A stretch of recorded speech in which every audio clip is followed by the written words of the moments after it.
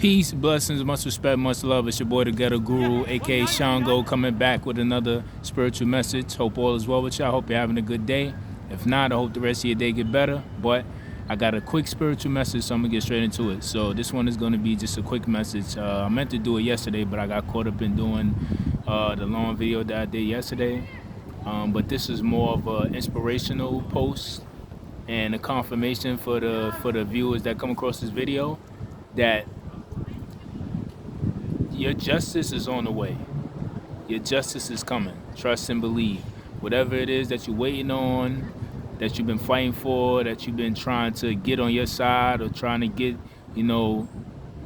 everything situated so that thing comes into fruition the way that you wanted to and is intended and supposed to come through for you, it's on its way. And this Libra season is going to bring a lot of justice for us. And just things that have been obstacles and hurdles for us, they're all coming to an end. Those obstacles and those hurdles are all coming to an end. And it's going to start to be a slow build, but it's going to start to be a slow build towards looking up for you. It's not going to be looking down for you like it has been. It could have been the past few years, past few months, past few days, past few weeks. It could be anything. It depends on your situation and what resonates with you from this video. But from my own personal experience and what I'm seeing from others as well during this Libra season, a lot of people are receiving their just due, and they're receiving their karma as well, but good karma. And I just want to share the good news that I received on Friday, which is for my father.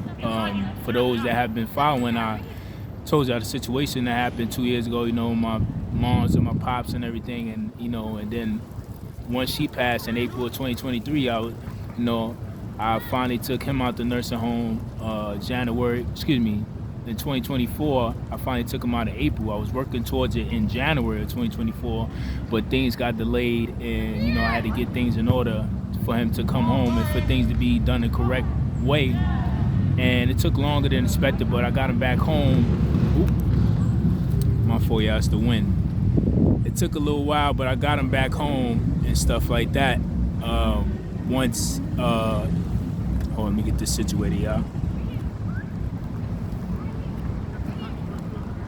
Okay, I'm gonna just hold it because this wind is going a little crazy. Okay, come on, work. I'm gonna just hold it, okay? Because I don't think this shit. Of course, when you're giving an inspirational message. All right, we're just gonna leave it that way.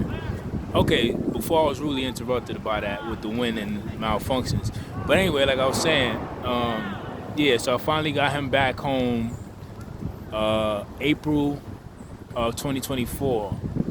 And I've been taking care of him and being a caregiver for him and stuff like that. That's been the job I've been doing and assigned to do.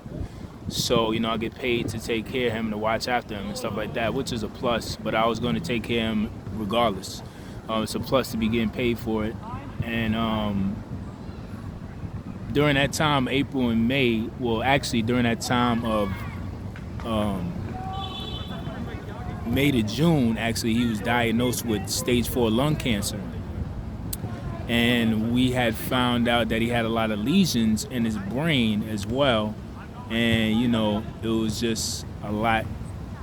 This thing's blowing on us. Come on, man, stay still. I'm going to tighten this shit up later. Excuse my lanes. It's kind of frustrating me right now because it's taking away from the message. I'm going to just hold it. But anyway, so he got diagnosed with that May. And he was going through, from May to June, he was going through a rough time, along with me and my siblings as well, trying to figure out exactly where to go from there, because he already has COPD, which is emphysema, and he has to stay on the oxygen concentrator for 24/7 for the rest of his life because of that. And that was already difficult enough. So to get this news about the stage 4 lung cancer was just like another heavy blow, especially after everything I was going through already with my mom's and when she passed and everything. So because of that, because of that,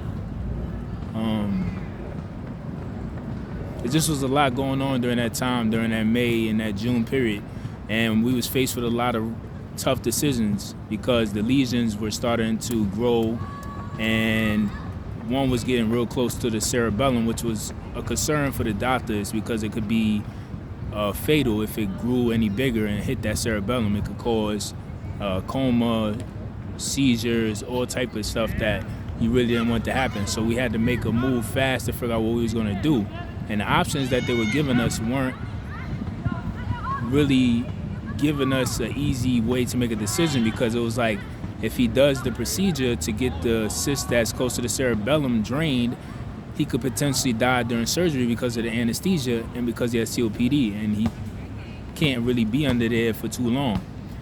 Or if we don't do anything, it's just going to grow more, and that could cause, like I said, coma, seizures, and all that. So it basically was no win in any of the decisions that we chose. So we had to just choose one that was best, and we had to just have faith and pray on it. And we just was like, you know what? Let's just grant my father his wishes, because he wanted to do the procedure. He just wanted to get it over with. He was just tired. He's 84 years old. He just wanted to get it over at that point. He, you know what I'm saying? His whole thing was that he was telling the doctors, like, I'm not afraid to die. Like, you know, so just get it over with. So we just decided to just do it and keep the faith that everything's gonna work out. So they did the procedure, and he actually made it past the anesthesia stage in the procedure. So that was one obstacle. So they was, all right, let's see if he make it past getting the breathing tube out of him, because he might not make it past that. He might just be on basically life support. And a couple days passed, he ended up breathing on his own better, and they was able to take the breathing tube out, and he was fine. So those are two obstacles that he overcame that the doctors didn't even think he would even be living to even see.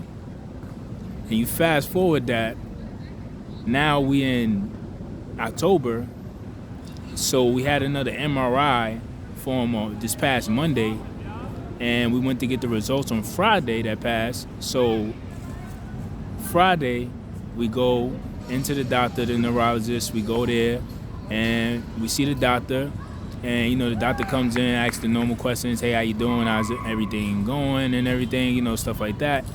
I'm like, you know, good, you know, no complaints so far. So she's like, well, yeah, well, the MRI results came back, so I'm nervous because I'm thinking that it's not going to be any good results. And she was like, I got great news. Like, we looked at the MRI, and there's no lesions there. Like, there was a small, little, tiny speck that you barely could see.